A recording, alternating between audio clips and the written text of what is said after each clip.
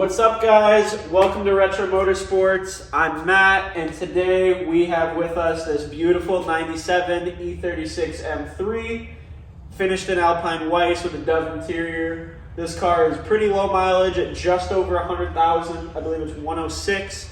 It's got a bunch of really nice touches, such as the Style 42 wheels. It's a really nice Dove interior. I love this interior. Love the Dove. But this car's come to us for a few NVH concerns, noise, vibration, harshness. It's got a driveline vibration. It's got a front wheel pulsation. Just need to balance the front wheels. And it's also got a braking pulsation that we believe to be the rotors, so we're going to replace those as well. We got a few other odds and ends to go through on this car. Bunch of little stuff, door handle gaskets, and just doing some maintenance items. I know we're doing an oil change. So stay tuned and we'll dig into this thing.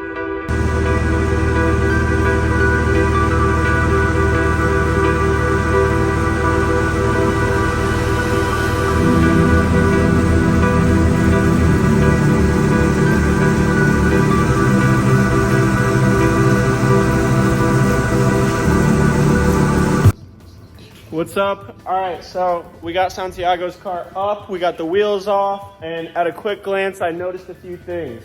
First of all, we had a little bit of a rattle on startup, heat shield. So we're just gonna make sure that stays out of the way, no problem when we get it back together. Second thing I noticed is the rear coilovers are uneven. So the passenger side was rubbing when he had a few people in it, and passenger side was set about an inch lower than the other side.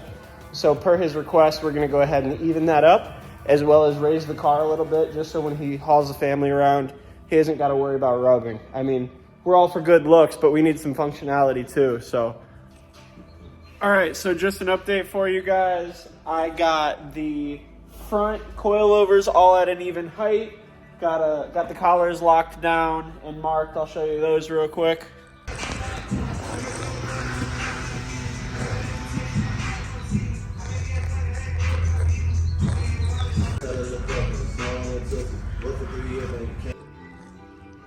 So now both the power steering and this Vanos line are going to get taken care of. You can see them both leaking very clearly. Vanos is wet down here. Power steering is wet over here. It's pretty obvious. There's nothing really around. I mean, you can see this is wet here, but it's because of the cap seal failure on the reservoir there. And then I'm going to look pretty closely, and we're going to replace the banjo washers here. This side's not leaking, that side's leaking pretty bad, but it does look like a crimp failure right there. Fluid doesn't really leak up, really leaks down like that.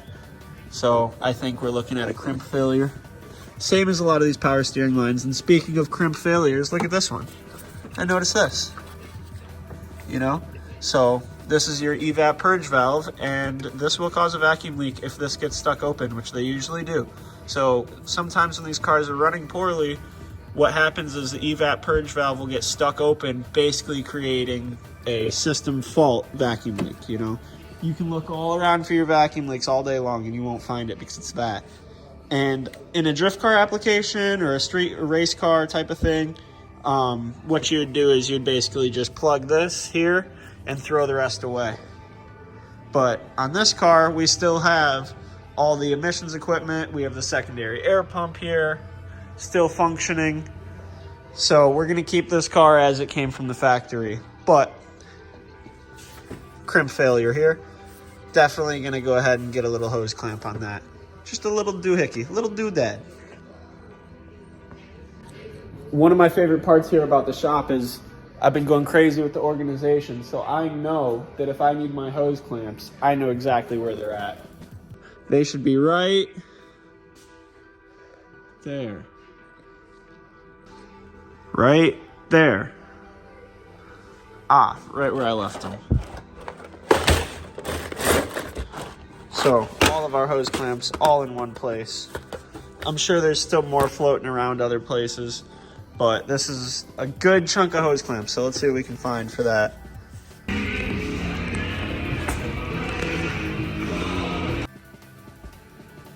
Okay, so far we got the Vanos knocked out.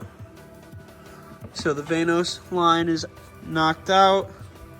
Next thing I'm gonna do, I already got the reservoir loose up here. I'm gonna start taking apart the power steering system. We're replacing everything in the power steering system besides the rack itself. Whole bunch of fresh parts. So we're gonna be replacing every line in the system, plus reservoir and cooler. Should have no more power steering leaks. Well, we got a few things knocked off the list today.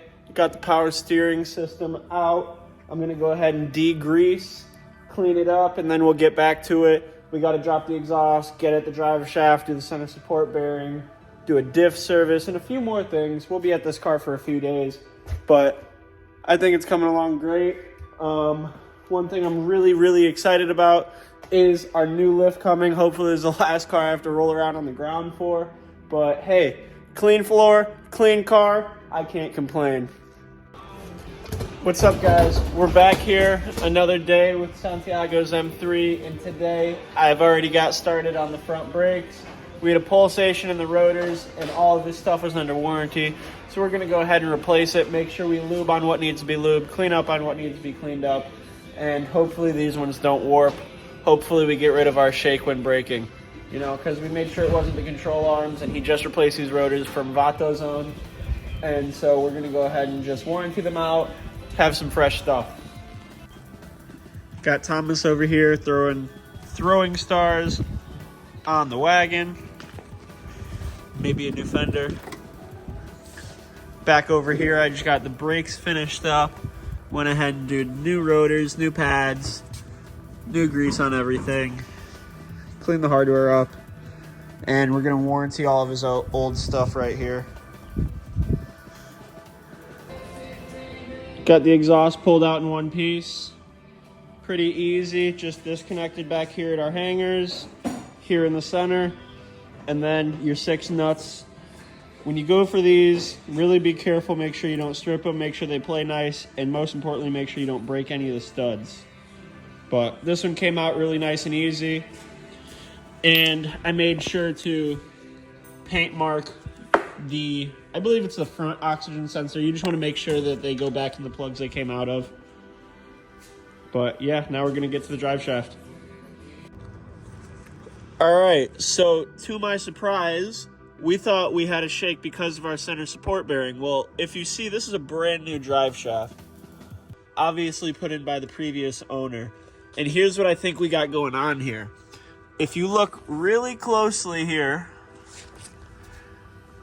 at this guibo, you can see right there, you can see that it's stretched. And in my experience, what I believe to have happened is the drive shaft here at this lock nut is not adjusted properly. So when this drive shaft was installed, they literally fumbled the bag at the last second. And you can see that that is twisted there, stretched, twisted, however you want to say. So I think we're going to replace the flex disc and readjust the drive shaft and get rid of this. You know, that doesn't help either, so we're just going to probably slice this here so it can't come in contact with our flex disc anymore. But yeah, that was a real curveball. We thought we were servicing the drive shaft. Turns out it's brand new. So unless it is imbalanced, which I can't see with my naked eye, the only other thing that could be causing this would be this here, this smoked flex disc. And I mean, look at how stretched that is. I mean, these are supposed to be straight. So, like I said, a lot of people overlook this. They overlook the lock nut. So I'm going to go ahead and unlock this, pull it back, and we're still going to replace on this flex disc anyways. So we'll have to wait for a new one to come, but that's my plan of attack here. Yeah, I'm going to keep carrying on with everything else, but just a little curveball. I mean, the joints look good. This is literally a brand new drive shaft. The stickers say it all. And I'm seeing very minimal play. No play. That is not concerning at all. That is a good center support bearing. So we're not going to replace that just for fun. We want to solve the vibration concern. And, I mean, look at that. Not good. Not good, sir.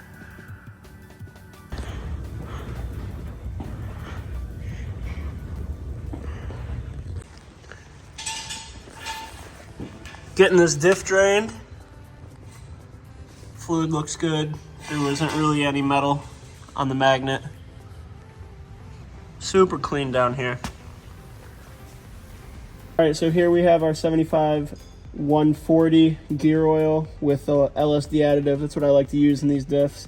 And these little bag pouch guys are really cool because watch this. You literally just stick the spout in there, get a drain pan, and you just squeeze the bag.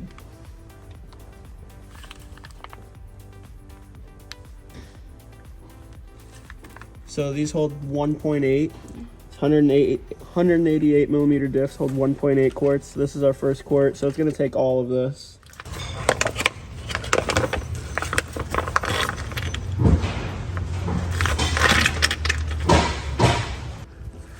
Now, just like everything we touch, got our paint pen marks here, just so we can see if these ever move.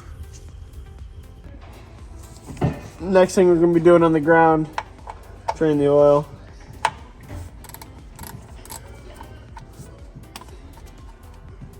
Make sure our drain plug comes out with a little copper washer.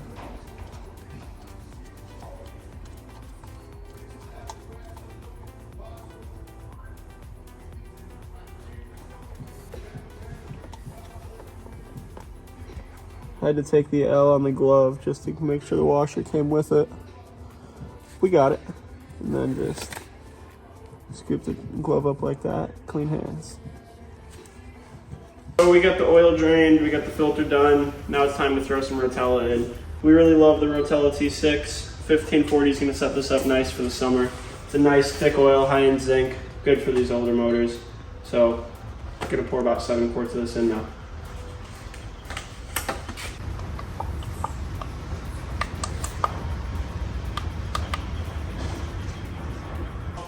Me and Zobi, we just got these wheels balanced.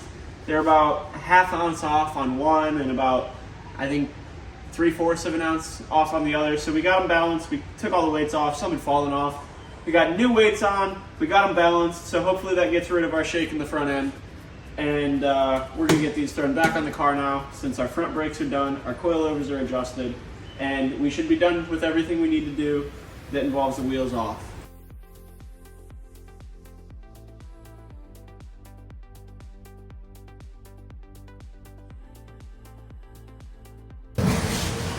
Pit stop.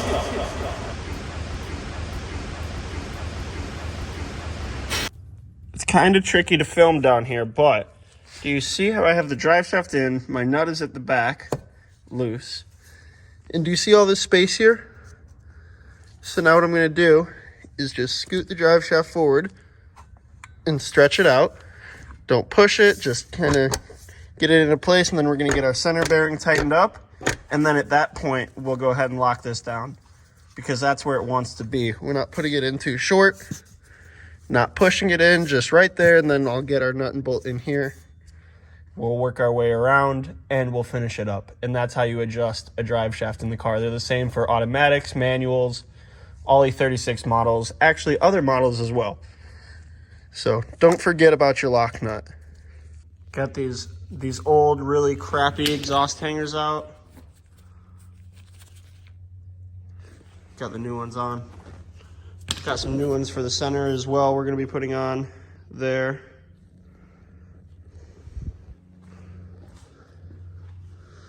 Gonna go ahead and roll it under.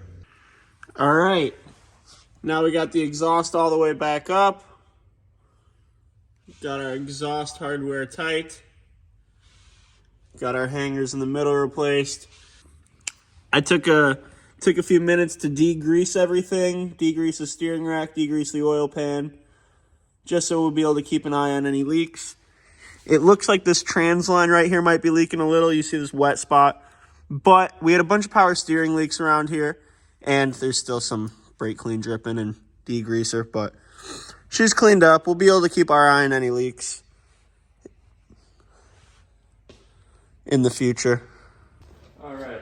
Next up on Santiago's door here, we're going to do the door handle gaskets because, as you can see here, over time and sitting in the sun, these things bake out, crack, and they just look terrible.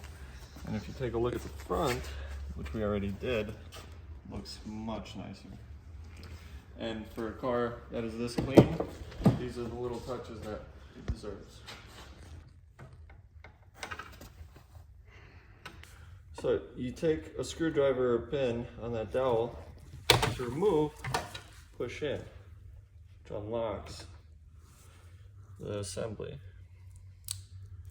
Look at that. Crusty. Put it back in.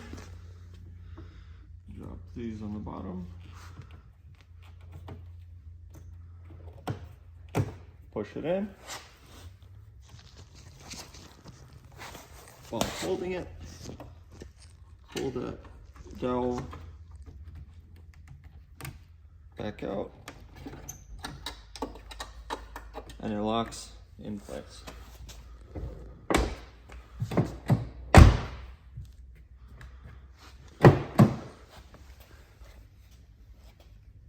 Just gonna go around and do this with all the door handle gaskets on the car and clean it up just a little bit more.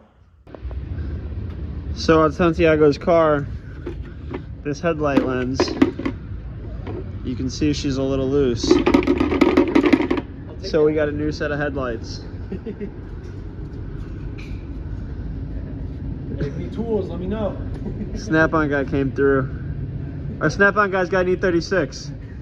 Best car, best car, best car. Best car.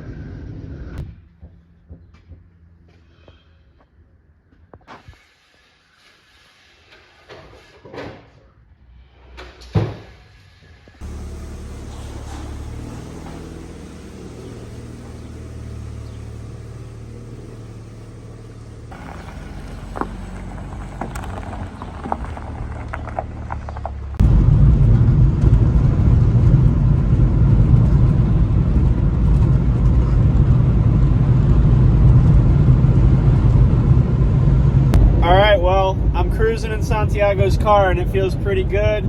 I'm not feeling the vibrations I did before. Still working on breaking in the rotors, you know, so I don't want to stab them. I want to be nice to them, remember? It's like a shovel digging in the snow. You don't want to dig into fresh rotors. You really want to evenly break them in. And I don't really know the best way to explain it except for a shovel in the snow. You know, you don't want to dig down and dive down like a shovel in the snow. You just want to wear them in nicely. Just gave Santiago's car a test drive and she drives great. So we're awarding her with a nice little rinse here. The shop is just over yonder and there's a self-wash right here. It's the only thing this small town has to offer, so we might as well use it. Thanks for watching. Thanks for tuning into Retro Motorsports. Make sure to catch the next one. I'll see you there. Thanks, guys.